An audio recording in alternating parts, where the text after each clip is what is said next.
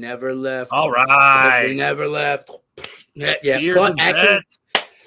Choo, baby. 2-game win streak. Who did it start with? We're adding. Where did it start at, pal? Hey, no. It started in Tampa, Tampa Bay. And you know what's crazy about the Broncos beating the Bucs? Credit to your team. They played great that day. But we've had 3 good wins. I mean, we beat the Commanders who nobody knew we were good week 1. And then, we take care of business at Detroit against a good Lions team that was in the NFC Championship game last year. Yeah. And then took it to them. Our homecoming game, the Broncos come to town and just kick our teeth in. The Bucs play real sloppy. The game, everything goes the Broncos' way early. It's 14-0 in the blink of an eye. And really, the Bucs never made it a close game. The Broncos they kicked our ass that day, man. I'll hand it to you. And it was a week ago. I'm just messing, because I had to. I knew we were going to have to talk about it. Yeah. Yeah. It's been live since like Memorial Day. But, we went to Vegas. Have we done one since that? That was a good trip. No, we haven't. Yeah, we were in Vegas for week 1 of the NFL, which was fun. Good time. Might make it a tradition. Just go there every week 1 for the NFL. Either that or March Madness, like one of the two. And Flamingo would be the best time of year to spend in Vegas. The one with no sports book. Nowhere to watch the games at. The only casino. No. Okay. But which caught us off guard because we stay in kind of, not the most luxurious hotel you would say on the strip. We stay at the Flamingo. Found one that he likes. I do love it at the Flamingo. But the first time we were there, they have a big sports book with nice cushy chairs, about 30 chairs all lined up in 5, 8 rows, however many. That sports book has now been like any sports book would have. By slot machines. They needed more slot machines, so the sports book seating is gone. Can you even walk up there and place bets? I don't even. Yeah, you can. I did that. Yeah. Right. Okay. The day, but we went to where Matt was like, man, this is going to be where we're going to watch the games. And I was like, I think it changed a little bit, dude. It was all no chairs at all. They just filled it up with machines. Yeah.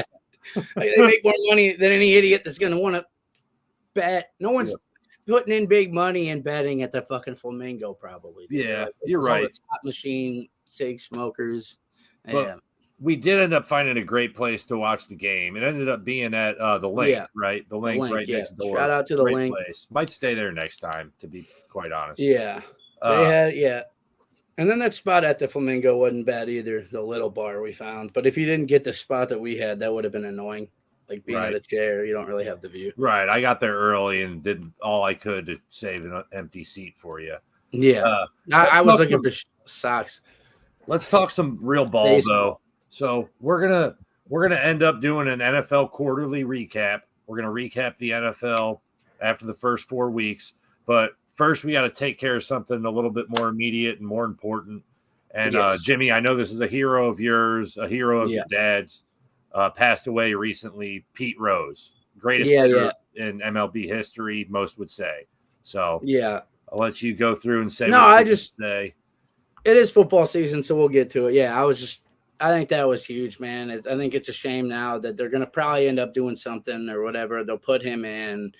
People don't know he punched Faye Vincent in the face, and then Giamatti or whatever, the dude, the commissioner at the time that suspended him for life. There was supposed to be talk after a year. It was going to be a year suspension. Well, that guy had a heart attack.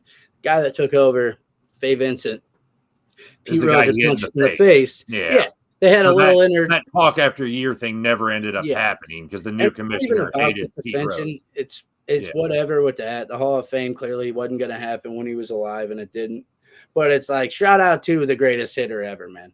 17 All-Star games. It's 7 different positions, dude. He just talking about it before we went live. 500 games at 5 different positions. Like, who does that? He played longer than Pujols. He played longer than Derek Jeter. Like, you hear these names, and he had 1,000 more hits than Jeter. You know what I mean? Like, close to 1,000. I don't know the exact number, but I mean, Jeter, it was a big deal for him to get to 3,000. The only Yankee to ever do that. Pete Rose had 4,000. Only 2 people in the history of the game. And if you tell me he was betting on himself to get base hits, then he was a billionaire. because it's like, dude, his bookie, like I said on Facebook, he would have been out of business. His bookie would have been cashed out, dude.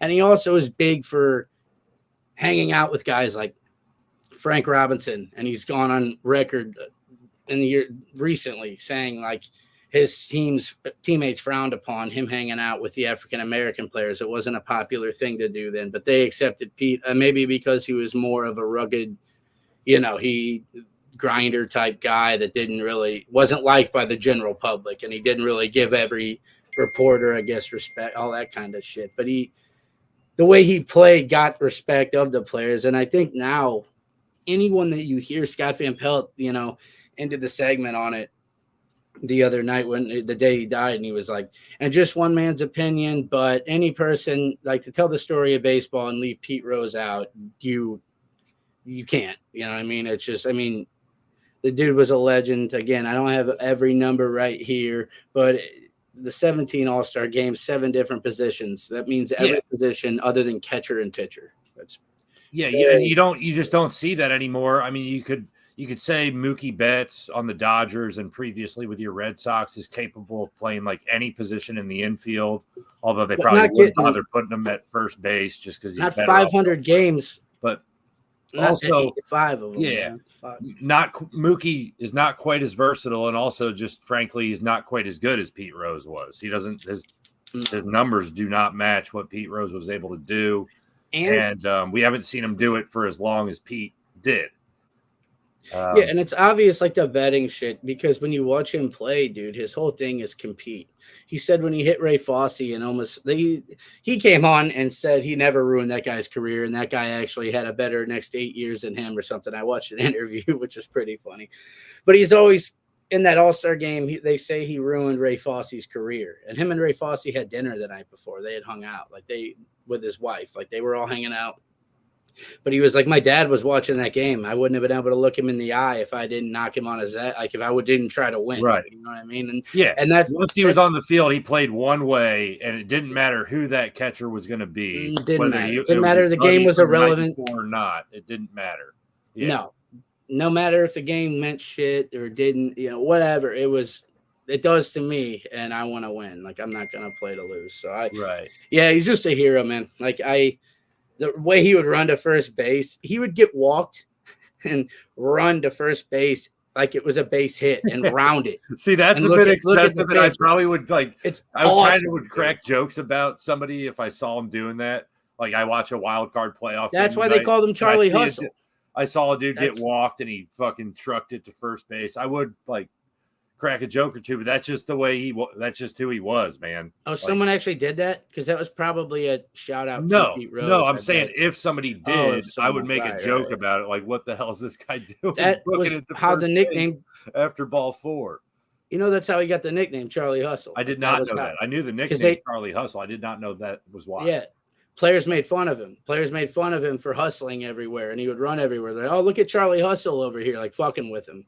Right. And that was stemmed, and then it's like Charlie Hustle. Like that's where that all came from. And just looking at his numbers here in like the prime of his career, he had over a 300 batting average 14 out of 15 years at one point. Carried over and a career. The year that he did not, it was still a 284. So he wasn't off by much. And that's the whole product of the Big Red Machine. Shout out to him. Got to pin it up there, 75. I was just a young guy then. But the Big Red Machine, dude. He's in a lineup with Joe Morgan, Mike Schmidt, dude. Some of the best players like to ever play the game. And Johnny Bench behind the plate.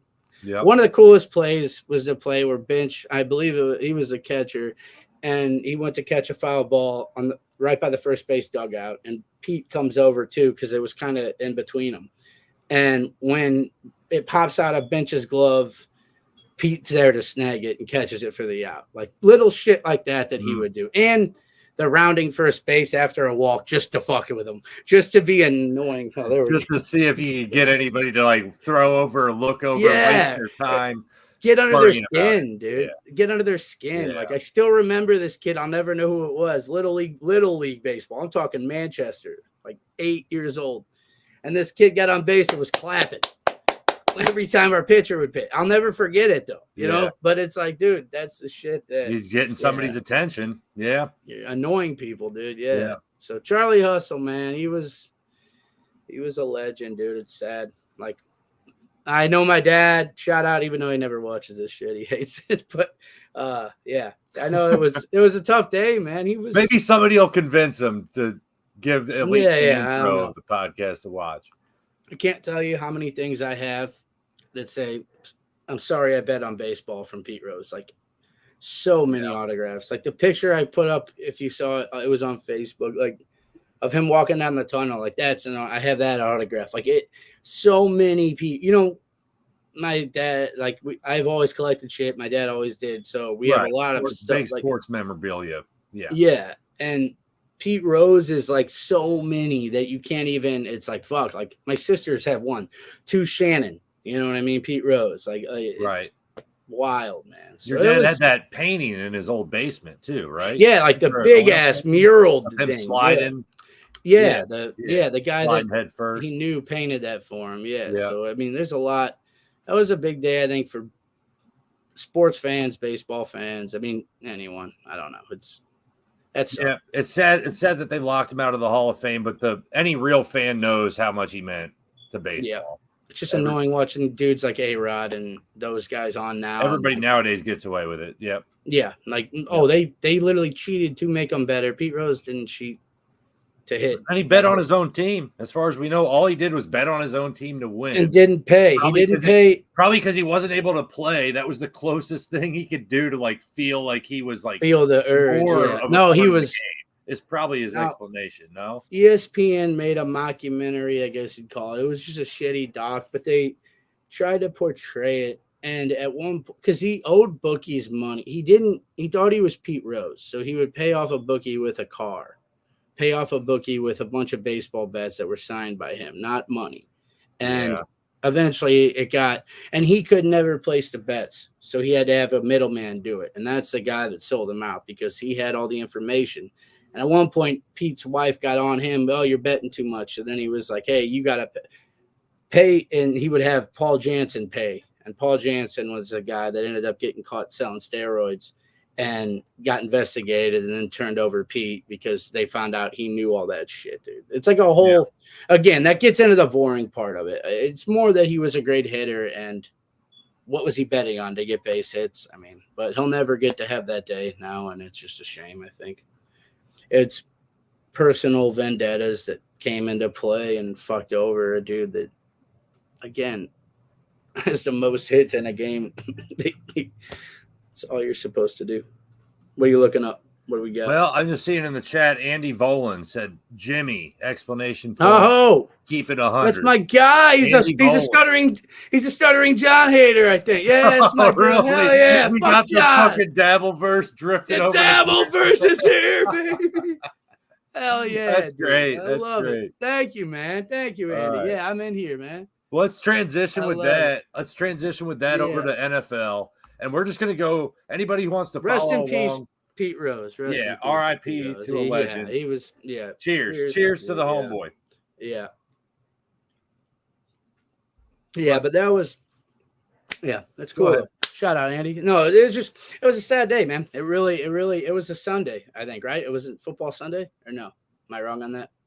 Dude, I don't know because, frankly, what did I have? It was last week. Almost positive it was football Sunday. Drinking. Or no, might have been Monday night, but either way, it fucked me up, man.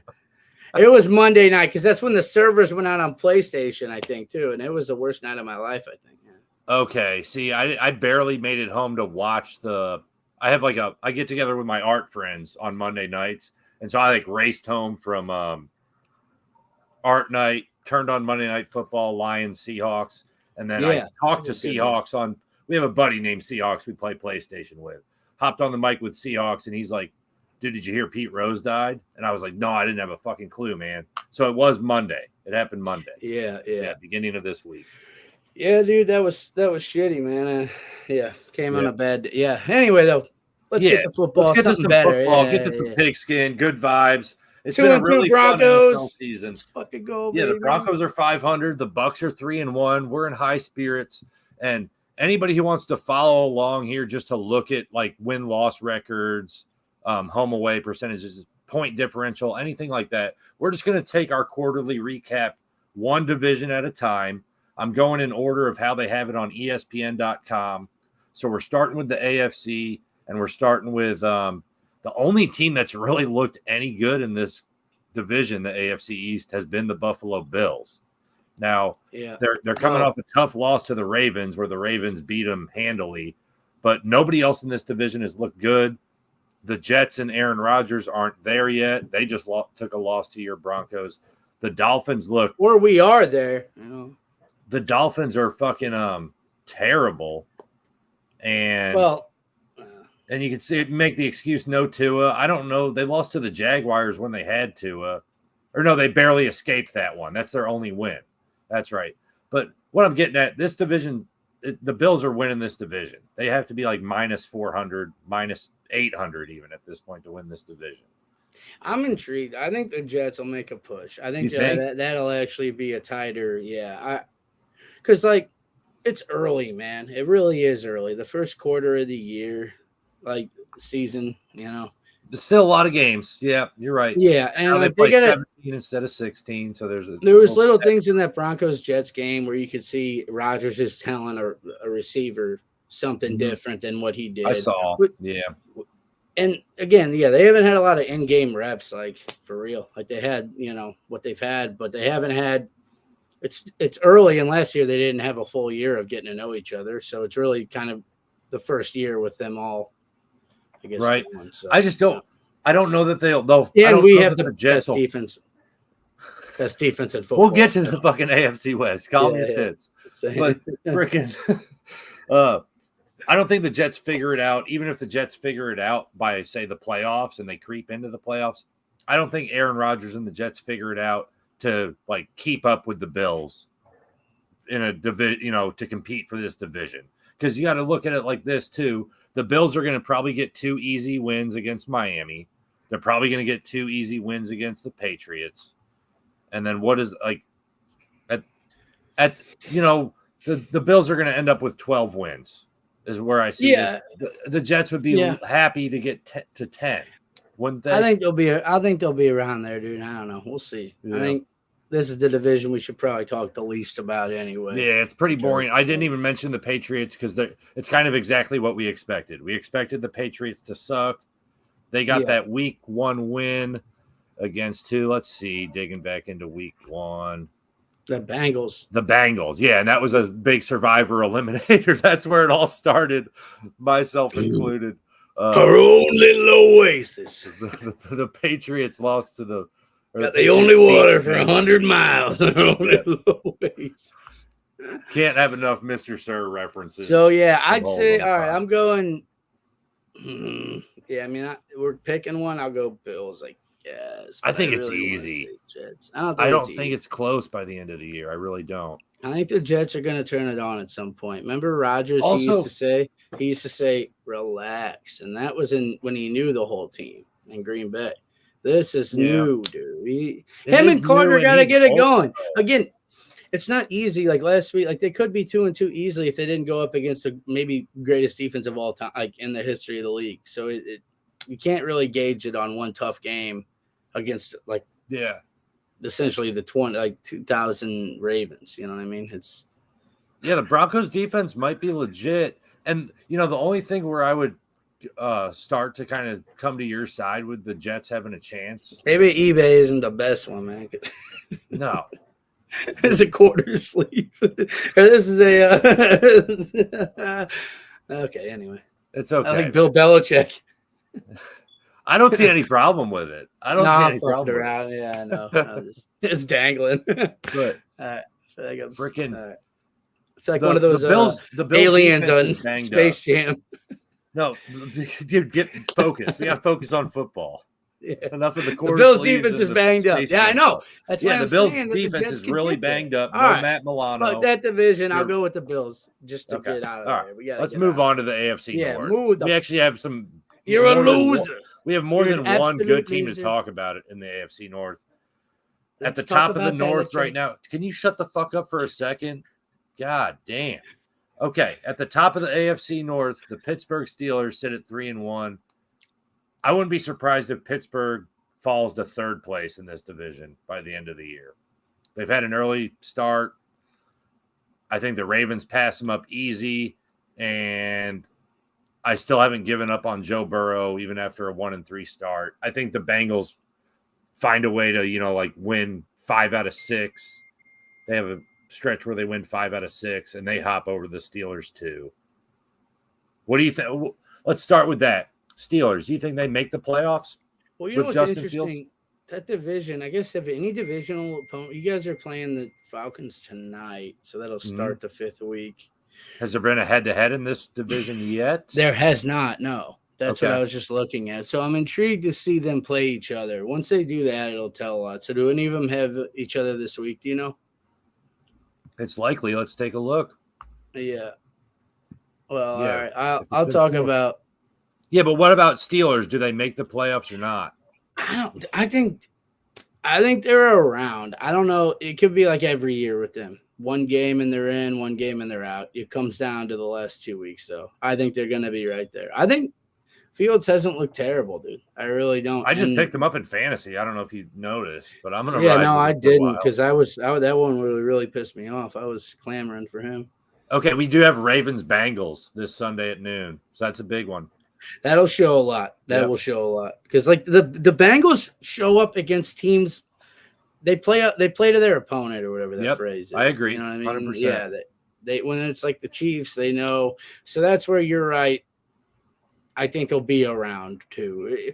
That's a hard division because now, even the Browns can win, and when they're gonna get Chubb back, I think that's gonna be big. And Njoku or whatever, the tight end, what's his name? Yeah, David Njoku. But can we just move on from Deshaun? I know they're paying him like $250 million. Get Jameis Winston. What a Browns move, dude. The guy's under domestic violence accusations, and they pick him up. And then they give him a guaranteed like 200. It might even more. Yeah, why would they give him that much fucking money, dude? I don't. It's the worst contract in NFL history. It's hard to even argue. Albert Hainsworth was really bad, but that's the one that comes to mind. But it wasn't $230 million guaranteed. Is that what it was? Hainsworth. Yes, for Deshaun Watson, 5-year, $230 million guaranteed contract. What the? They must have. Nobody's done it before or since. They must have some thirsty women in Cleveland, huh? Holy shit. Mahomes didn't get a fully guaranteed contract. Lamar Jackson didn't get a fully guaranteed contract. No, because unfortunately, it's the NFL and shit happens, bro. Yeah. So you have to have safety precautions built into your contract. Mahomes is smart too. He did he did it right, unfortunately. Dude, that's probably the best thing I've ever heard you say about Mahomes. Well, the contract, he did it right. Shut up. That's it. I'm not fucking doing it anymore. I was fucking only. Did we miss? So we talked Steelers. We haven't talked enough about the Ravens. Impressive win against the Bills. Andy Derrick Henry was saying he likes to. Good. He said not the Jets for sure. I did see that. Good choice, Andy. Smart man. Smart man, we'll Andy. See, A-Rod. We'll see. But we fucked him up, so I think we're the best defense football. All right, but what were you saying? What do we got? We didn't talk enough about the Ravens. The Derrick Henry signing has paid off. They had a great game against the Bills. They won the division. I agree. Yeah, they're the best team. He looked and like they're built to play. The later the season gets, the more the Ravens are built for it. You know what I'm saying? Yeah. They used to kind of be able to say that about Cincy, but now they have no Joe Mixon. I'm not saying Joe Mixon's great by any means, but at least they had like a power back. Now they swap in between Zach Moss and Chase Brown. Yeah. Neither one is like really taking a convincing role. Not bad players, but still they're missing. It seems like Joe Mixon leaving has hurt them more than you would have expected. Yeah. You know? Yeah, he's a very underrated player when he's healthy. Of course, I started him in fantasy on Sunday, and he wasn't playing. He didn't start. He didn't start. So that's cool. That's a good move. I'm struggling to keep up with fantasy football, man. I'm getting older. I don't get it. I just got too much going on where fantasy football has been getting more difficult, man. Yeah, you're true. You have no fucking I got no excuse. I missed the pick on my life's over, dude. Fucking bullshit. I made it in the other one though, so I'm moving on, baby. Good. I gotta find you gotta holler on one that you like this weekend. Okay. I'll throw something your way for survivor picks. Cool. Let's move on. I'll do the team that you say they're playing. Let's keep it rolling. And this is not a super exciting division to me either. AFC South. This is similar to talking to AFC East for me. There's like what's the word on? And the Texans are 3-1, and they don't even look real good right now. You know, I love CJ Stroud, but the Texans have been. Wouldn't you say they've been like, despite winning 3 of 4 games, they've been kind of disappointing in a way? I mean, they've been quieter than I thought, I guess, but I don't know. I like Nico Collins for sure. Nico Collins has been a highlight, and I know we've both talked about him because we both have him in fantasy, and we're thrilled. He's the leading receiver by like 180 yards this season. It's fucking nuts, dude. Yeah, he was like the third on the list when I picked him, too. I was like, I got like the third, like. I was kind of worried when I picked him. Dell, yeah. I was like, is he even going to get looks? But that play that Diggs had on Sunday was a really cool play. It was like an end around. It was an end around, and he was looking to throw it, and then like the whole field shifted, and he realized that. So instead of just throwing it into coverage, he was like, thought about it, and then just took it back door for the touchdown from like the 15. I remember the touchdown, but it's one of those things like I'm watching the Buccaneers game, and then I have red zone on this TV and a third game on another TV. So I saw Diggs run into the end zone, but I never saw how that play started. Saw how that happened. Yeah, it was an end around, and he was like looking to throw it, and then after like that, he kind of was like, fuck it, and then went back around the edge, and like nobody was, and he just like squeezed into the end zone. Cool. Like corners came over, but yeah. But dude, I thought between those guys, like, fuck, I hope that who's our guy? Yeah, that he was going to be able to get looks, and he's been killing it, dude. Nico has been very nice, and they win this division, I think, easily. You got the Colts. I really wanted it to be an Anthony Richardson breakout year, but I think. What's his status? I dropped him from fantasy. I don't even know what his status is. I dropped him from my fantasy team. Joe Flacco is going to start. No worries. If you got to take it, I'll talk some Anthony Richardson, Joe Flacco.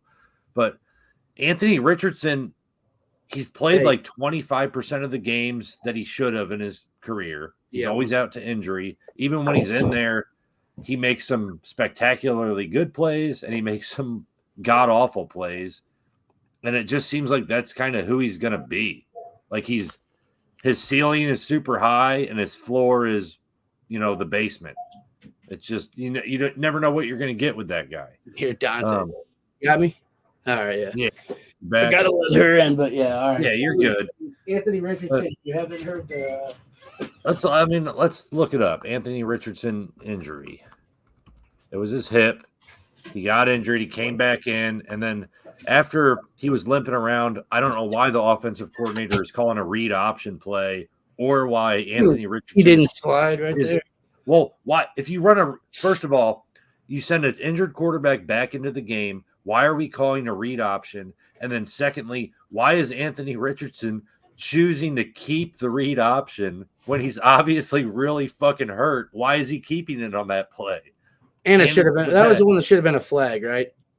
No, I mean the one he got injured on could have been. He slid into the guy, right? Yeah, I don't think it should have been a flag, but they call a flag on that sometimes. Fair. Yeah. But he comes out of the game and then he comes back into the game, and then they run that read option where he literally and he gets hurt on it, dude.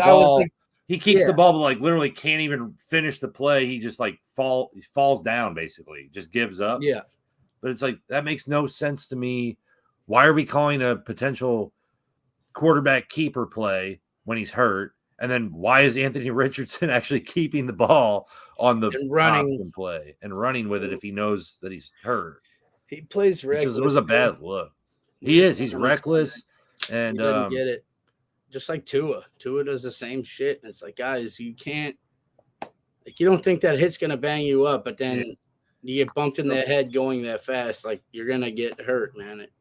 It says I could get through it, but a lot of these guys can't. It's weird. Injury status for Richardson is uncertain. It's unlikely that'll play. We probably see Flacco this Sunday, which I'm all for, man. I don't mind seeing some Joe Flacco. I might have to get a Flacco jersey. I dropped Richardson from fantasy. I might pick Joe Flacco up and give him a start. That'd be dope, dude. He tore it up last year, man. He just chills. Yeah, and the Broncos signed him 4 years ago, and he didn't do dog shit. But then now he's the best backup in the world. If he doesn't have a big money or expectations, he kills it. And then, yeah, man. I don't even care to talk. Can we just move on without talking Titans or Jaguars? Is that fair? I'm shocked by the Jaguars. I want to say that they're combined. Jaguars, they're 0-4. That's tough. Peterson, and it's weird. I thought Peterson is a good coach, and for them last week, it was like it could be a get right game. It's like, oh wait, we got to go to Houston, and they're one of the top. And they lost a tight game at Houston, right? Yeah. Because that was a game where it's like, okay, we need a win, and they don't get that. And 0-4, like they're done. They're cooked. I think they make a push though. They'll be annoying, but I don't see it. I think that team's crumbling. I don't know. Well, fuck it. Houston. I said we're not going to spend too much time on the Jags and Titans. We're not. Fuck them. Houston.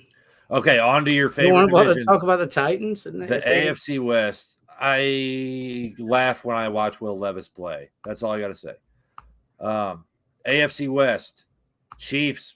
Another 4-0 start. Jimmy, trivia question off the cuff. Andy Reid has been the coach of the Chiefs for 12 seasons now. This is his 12th season. How many times has Andy Reid and the Chiefs started off 4-0? 8. 8? That's a little bit of a high guess. It's 6. 5. Oh. 6. So half of his years there, they've started off 4-0. Pretty solid. Pretty solid stat, right? Yeah. Yeah, no, how many times? Yeah. Well, I can't even really joke about that. How many Super Bowls? 3. Yeah, that's pretty He's good. He's been a head coach for how long? How many 12 years. How many championship games has he played in? Or coached in as a head coach, and how many Super Bowl rings? That would be the one that would be embarrassing because he's gotten because he struggled with the Eagles so hard, dude. Yeah, and they were always in at least the conference championship. They always got there and couldn't do it. Did Reid? Can you answer this for me? Because you're Kyle Shanahan wasn't coaching then, so answer this for me though, because your Super Bowl knowledge seems to be better historically than mine. Andy Reid and the Eagles, did they get to one Super Bowl against the Patriots and another, or it was just that one against the Patriots where they actually made it? Okay. All right. Let's start there with the Eagles, NFC East. Good fucking segue by us. Look at that, bro. So we do it. Eagles have been disappointing, 2-2.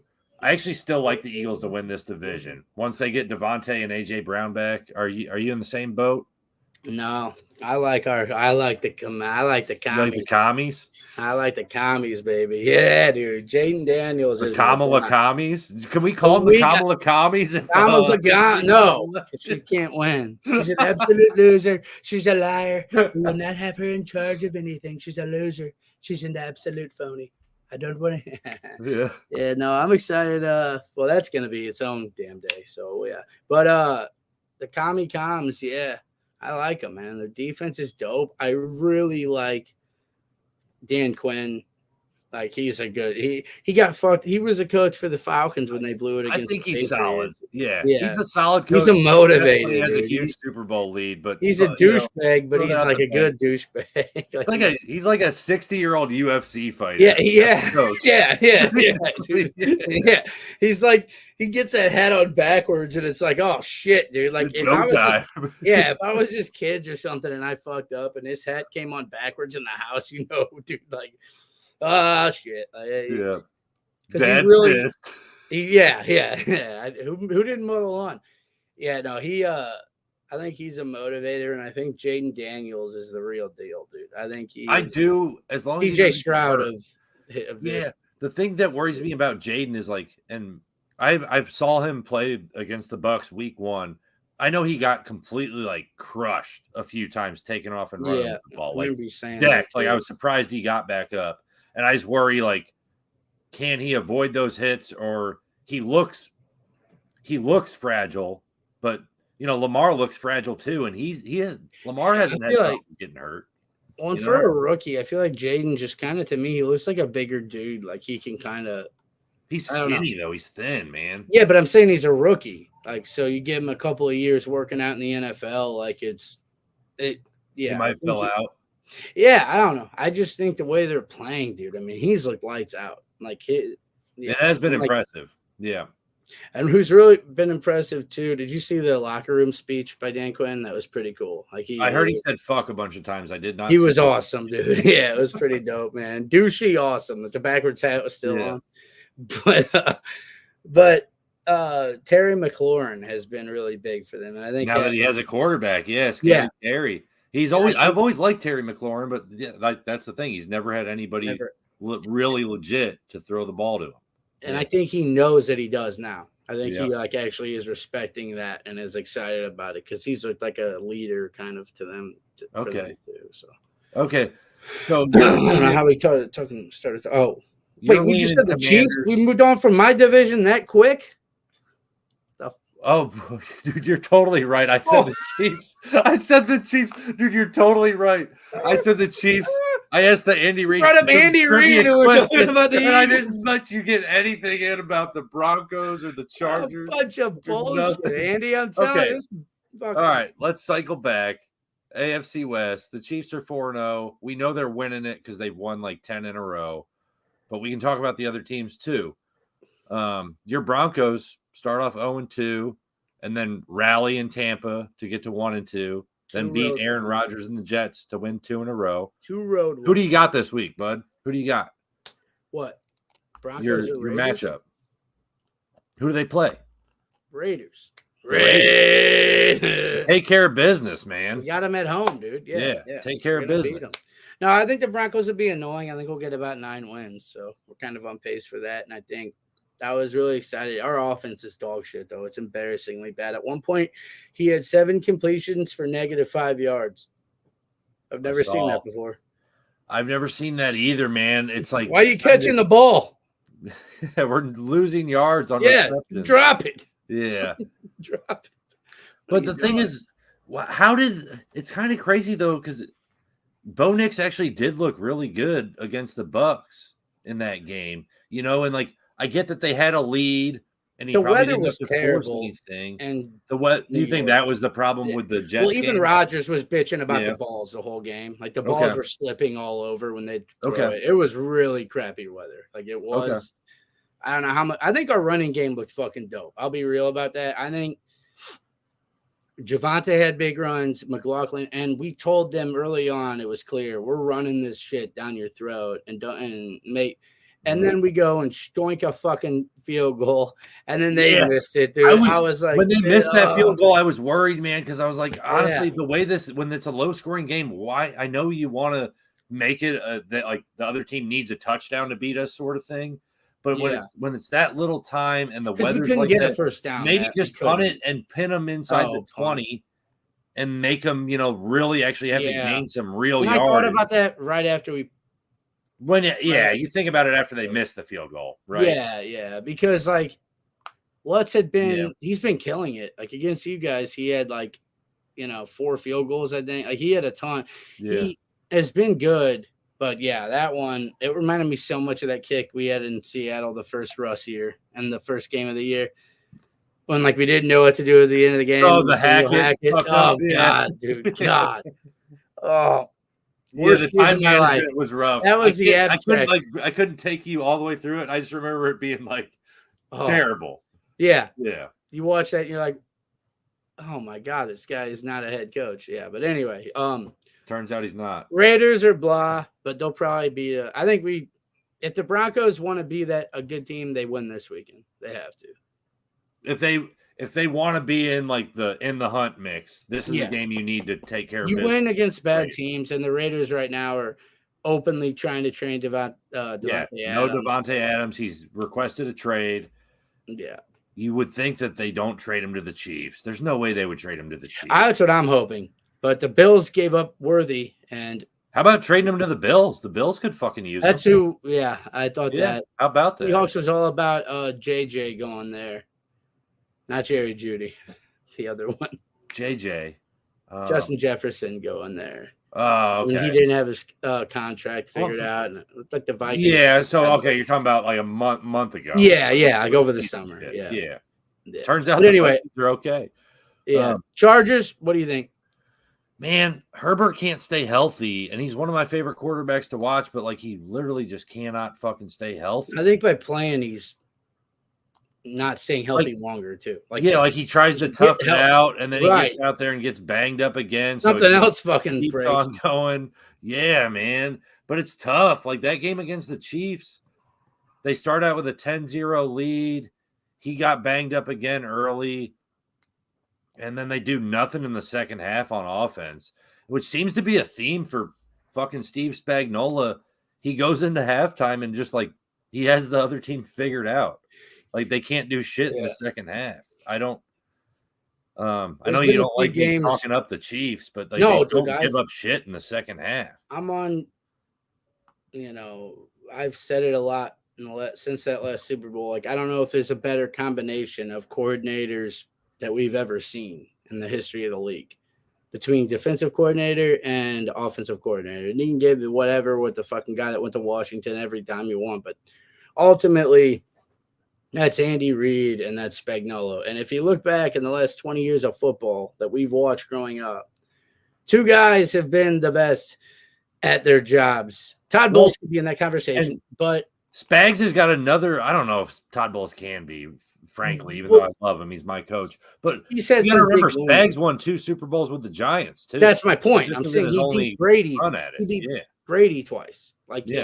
Andy Reid couldn't do that. So once they teamed up, dude, have we ever seen two coordinators? Like, I don't think there's even no one brings this up, and it's the most like obvious thing to me every time. And it's like, dude, that dude, he's probably the best defensive coordinator maybe ever, right by Belichick. Like it would be them two together, and so I think cool that he's kind of like Spags is the type of dude.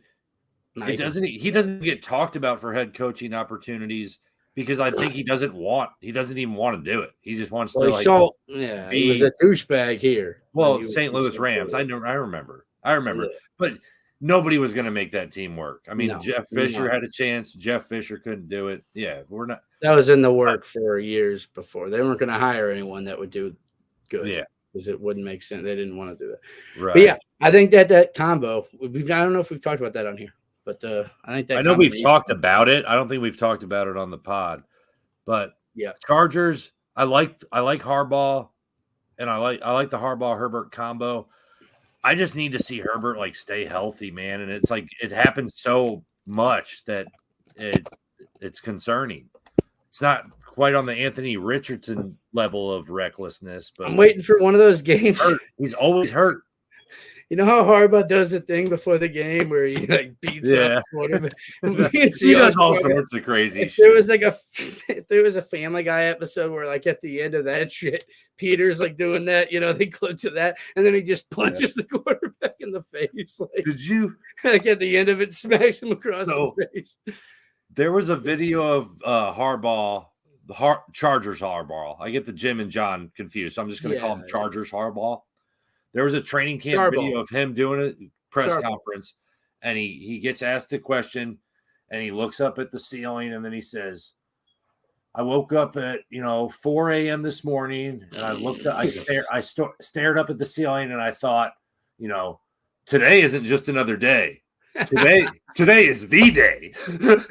Just like stuff like that. That was Harbaugh. You can't help but laugh at that type of thing. Did you see the clip last week where he was talking about playing the Steelers, and he was like, it's a playoff games now, so you're playing a playoff team, so you beat them. And it went on this rant, and they clipped back to like the people, whatever show it was, and they were like, did anybody know what he was talking about right there? Like he was like, I wish you could, like you might be able to pull it up while we're fucking around. It's a funny ass clip if you type in like probably Jim Harbaugh like rant about playoff teams, because they were we're all like playoff teams are playoff teams, so now is our first playoff game. I'm good. It skipped up for a second, but we're rolling, we're back. Let's move on to the NFC though. NFC East, we kind of already ran through this. You like the Commies.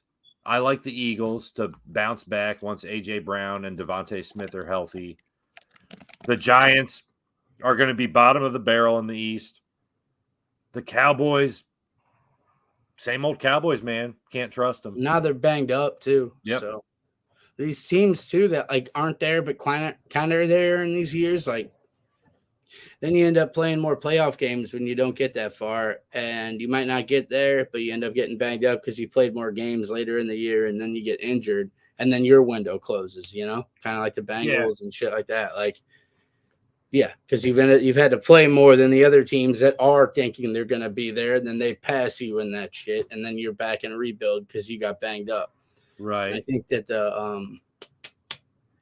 who are you saying? Well, the Eagles are banged up right now. They are. You know, A.J. Brown and Smith might even be back this week. No, the Cowboys, though. They have two defense. They like Parsons and whoever is going to miss some time. Yeah. Yeah. And that's DeMarcus Lawrence is going to miss some time. Right. That was it. Those two. Yeah. But, and it's like, that's a big, it's tough call after 4 weeks. But if I said to you, one of the two teams makes the playoffs out of the Cowboys and Eagles, who would you lean? Eagles. Same. Yeah. Yep. I like them. I don't know. But yeah, without Brown, it's tough. Let's move on to the North. Yeah. NFC North, biggest surprise of the season, and it's really not close. Sam Darnold and the Minnesota Vikings start off 4-0. It's amazing what happens when Kirk Cousins leaves your team. I guess, dude. That's fucking But isn't it crazy that Sam Darnold could look kind of mediocre to shitty for so many years? And then Kevin O'Connell gets him in Minnesota. Also, the teams you're on, though. I mean, he was with the Jets and Carolina. It's kind of tough to. He's never been on a good team, so yeah. Yeah, and the Vikings are good. Last year, remember they were always annoying in the pick on my like they're. Even when Justin Jefferson was hurt last year, they were still like they were a competitive team. Yeah, yeah. Mm-hmm. They have a lot of talent on their roster, which is weird because I don't really know any of them, but. I know some of their defensive players, and I think the Lions. They got Brian Flores, defensive coordinator, old Miami head coach. He does some Patriots weird guy. Yeah, the Patriots. I love him. And then the Dolphins had him as a head coach for like 2 years. He was doing a good job, and then they just wanted to kick him out of town because Dolphins ownership is questionable at best. But this is a packed division, though, man. Really. I mean, you got the Lions and Packers. Those are two more. Don't you think 3 teams make the playoffs out of the NFC North? Wouldn't an injury or something would have to go kind of crazy wrong for? To be honest, every NFC division is pretty packed. It is. Teams, and you look at like. It's like 3 good. It's 3 like good to mediocre teams and 1 really shitty team in every NFC division. Even in the West, like the Rams play – who do they play this week? It's like a game where I was looking for my survivor pool, and I was like, God, but then – But you wouldn't be shocked if McVay and Stafford found a way. Exactly. You know, they have them, and it's – dude, it makes it really hard. But yeah, the Lions reminded me of the greatest show on turf the other night. They really did, dude. I don't know why. And then Scott Van Pelt brought it up on the show after, and I was like, damn, now that's going to be in somebody else saw it too. Yeah, because when they ran to the end zone and Amon-Ra was doing that thing with his arm, and whoever the dude from St. Louis was scoring it, Jameson Williams. Williams, yeah. And he's running, and they're like having fun, and it was like, God, this place is just bouncing like that. Yeah, on the turf, they just fly, man. I remember Gruden talking about the game tonight. He was talking about, I'll tell you, man, it used to get hot down there in Tampa. But when my guys, man, we get up there to Atlanta, get one of these domes, man, controlled environment, guys be flying around, man. And he was so excited talking about it. It was awesome, dude. He's like, I'll tell you, man, these guys getting a controlled, air-conditioned environment, man, they're the happiest guys on the planet, you know. Dude, then he kept saying, about tonight's game, he was going, the last thing I'd like to see is Todd Bowles on a Thursday night game, man. You know how many blitzes and schemes he's got worked. I'd rather go. He's like, I'd rather go to the dentist and have my teeth pulled out. And he said that line. To try to figure out his defense. Yeah, to try to figure out what he's gonna throw at me on a Thursday night. I was eating lunch with some coworkers, and the Pat McAfee show was on at the restaurant we were eating lunch at, and you couldn't hear it, but I was reading the subtitles, and Pat McAfee and the guys were talking about how John Gruden was kind of like getting back into the media thing, and they were like they all like had nothing but like good things to say about him. So he's making his way back into like mainstream. You know, I hope he gets another coaching gig, even if it's college. Even if it's subscribe to John Gruden Loves Football on YouTube. Gruden Loves Football. It is an awesome podcast. He breaks down every single game. It is the Bucs one. If you watch that, you would laugh your ass. Bucs I'm grinning just like thinking about it and picturing it. Just dude, he's like, and this guy's not just a kind of a monster. He's a freakish monster, and he's gonna come out and he's gonna get that blitz on you, man. So you gotta watch out for him. And like, dude, and like the notes he has up on his whiteboard, it's like. Fuck it, like a high school classroom. Like, dude, it's like, dude, you couldn't even read. It's like it's like a whole whiteboard's covered in notes that he's written up there, crossed out, has a little like note next to the three of them there.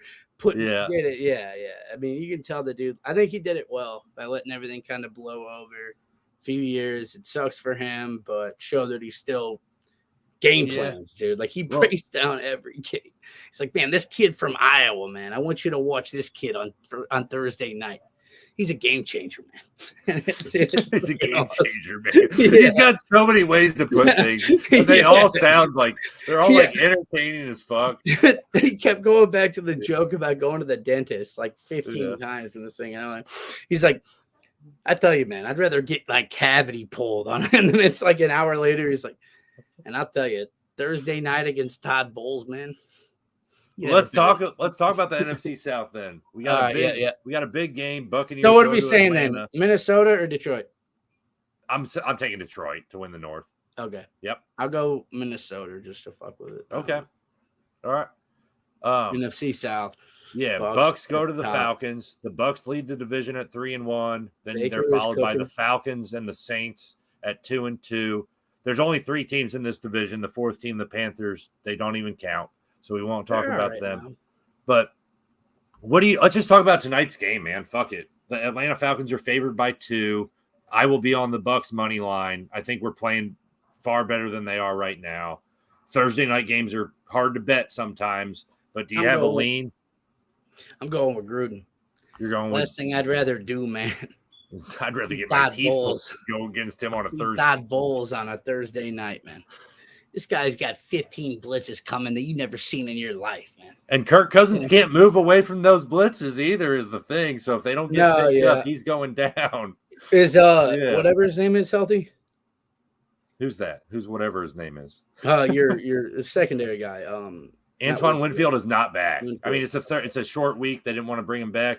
I would assume it's a foot injury. He's been out since week 1. I'd be surprised if he's not back to go to play in New Orleans next week. Like I was out for like 8 weeks of my foot injury. Yeah, because I remember that. Because these are two. I think he heals. I think Antoine might heal a little faster than you do. There go the AirPods. But man, freaking it is 2 really big weeks for the Buccaneers because we play at Atlanta tonight, and then next Sunday we go to New Orleans. So we have 2 big road division games. And if they end up running those both, man, they could really kind of control the South early. Where's the Saints game at? In New Orleans. I was supposed to be going, man, but I would. Damn. Mieran and I were going to go, but I've got too much shit going on, man. I've been traveling like twice a month for like all summer. It seems like I need a fucking break. Yeah, thanks to anybody that's keeping watching because we've been bad, and we're going to try to stick to 1 a week. And about as far as getting the podcast out there. Yeah, because we've been shitty about it, and we tell people we're going to be out here. So thanks for whoever. Yeah, thanks for sticking around, Andy. Shout out to Andy Vol. Yeah, Andy's the man. Hell yeah. But yeah, I think that's when Katrina's going down to Taylor Swift. Might be that weekend, actually. Same weekend. Crazy. Could she book me one of her hotels with a reward? Was that It's at the Superdome, so I don't think that could be it. Yeah, I wouldn't think they would have like a big concert like that, like Saturday night before a Saints game on Sunday. Although they can redo that shit really quick. They redid the Flamingo. How long did that take them to fill up the sports book with fucking slot machines? 10 minutes, dude. He just moved these row of chairs. You remember what I was like? I was like, man, these machines are probably big enough where I don't think they like wheel these out of here and set up the sports book overnight. No, yeah. I'm like, no shit, they don't, man. They're not gonna they don't at the end of the week be like, all right. And it was a Saturday, so they would have football. College football was on, so yeah. That Flamingo, we'll go on link next time. Let's go. Caesars. You got anything on the Saints? I know we talked a little bit Falcons, Bucks. You got anything on the Saints before we move on to the NFC West? I think Derek Carr falls apart by the end of the year is what I'm I think it'll be competitive. I mean, I've been impressed by them. The Saints' defense is always kind of tough. Just like they'll be annoying. They're not going to be, there's a lot of parity in the league this year. It's shocking that there's only like 2 teams that are 4-0. A lot of times you got like a couple more going for the undefeated. Like Chris Berman and them used to do the popping of the cork. Yeah, it's going to pop pretty early this year, isn't it? Yeah, it is. Yeah, that's what I mean. So it's kind of wild that it's been like that, but it'd be funny if the Vikings are one of those teams that fall to 4-4, and win 4, lose 4. It's November comes and we're like, the Vikings have lost 3 in a row. Yeah, it turns out they weren't a big surprise. They were just had a really good start. It could happen. It's the NFL. Yeah. Let's close out with the NFC West. The Seahawks lead this division at 3-1. You got the Niners after a slow start at 2-2. Still no news on when Christian McCaffrey may come back. And then both the Cardinals and the Rams sit at 1-3. Whether McCaffrey comes back or not, you know what? Fuck that. I like Geno Smith in Seattle. I say Seattle wins the West this year. Even in that Lions game, Geno Smith looked good. I like how he plays. Yeah, I mean, he's not a bad quarterback. He's really not. That was a lot of garbage time. They were giving a lot underneath to him at the end when he was looking really good. When they wanted to play him, he wasn't looking so hot. Yeah. Late in the game, he was able to, when they were down by like, it was a 2-score game. Yeah, when it was a 2-score game. So when a touchdown would make it, they still need a field goal or something like that. Yeah. Like he looked good. I stayed with the Lions until pretty late, though. Like, where that was a game till the fourth, like deep into the fourth quarter. And then the Lions scored a touchdown to kind of ice it. Yeah. Yeah, the Lions just went after their ass, man. Oh, dude, Gruden and he has Gruden grinders on that shit too. Shout out. Oh, he brought it back. Yeah. Oh, and that was my old fantasy football team name, dude. Gruden's grinders. And I could see them getting right after him, man. And he wanted to say get after their ass. And he also said, gosh darn it, or something. And I was like, maybe he's trying to eliminate, like anytime he's angry. Yeah, saying a bad word, dude. Yeah, he like definitely said like God darn it, or he said God though, which was. Can you tell that he has to like think about it? Is it that sort of thing too? No, he just it was a reactionary like God darn it, like or whatever. And I was like, he didn't say God damn it, but God darn it, you still said the Lord's name. Right, he's trying. Gruden will be coaching the XFL in a week. That'd be kind of dope. Hey man, well I kind of want to get out of here. I want to get out of here and watch some Thursday night football. The Bucks game is on soon. We went longer than I expected, man. I did too. Yeah. Cheers, and we got it. We're gonna try to do this at least once a week, guys. We've been sloppy this year. My life got busier. It's been kind of a challenge for me to keep up this year. And he got married. I got a lot going on. Yeah, you got more going on too, man. Just trust me. Even if it's not true, just say it for the listeners. Yeah, no, we got. Well, we're gonna get back to you. We're gonna be out there every week, and I promise a lot more football talk coming. It's the first, this is a recap of quarter 1 of the season, so we'll be out of here. Go Bucks, go Broncos, go Bucks! Fire those cannons, even in Atlanta. Cheers! Wait, hold on. Did you hit it? No, not yet. Go ahead. Dude, did you hear Tom Brady was doing the announcing on Red Zone? And they like So you he called the whole Bucks game. Yeah, I heard everything. You only hear a clip of that when you're not watching that game. So I heard Tom Brady for a second go. He goes, "Man, the first time I was in the stadium during the game and those cannons went off, they scared and like it went back to Scott right out. Yeah. So it was like he was about to say like they scared the. I heard that. I was having laughs about that too. You heard that part? Yeah. All right on. Cheers, guys. Thanks for watching. Go Broncos. Oh, you got to hit end stream twice. See ya.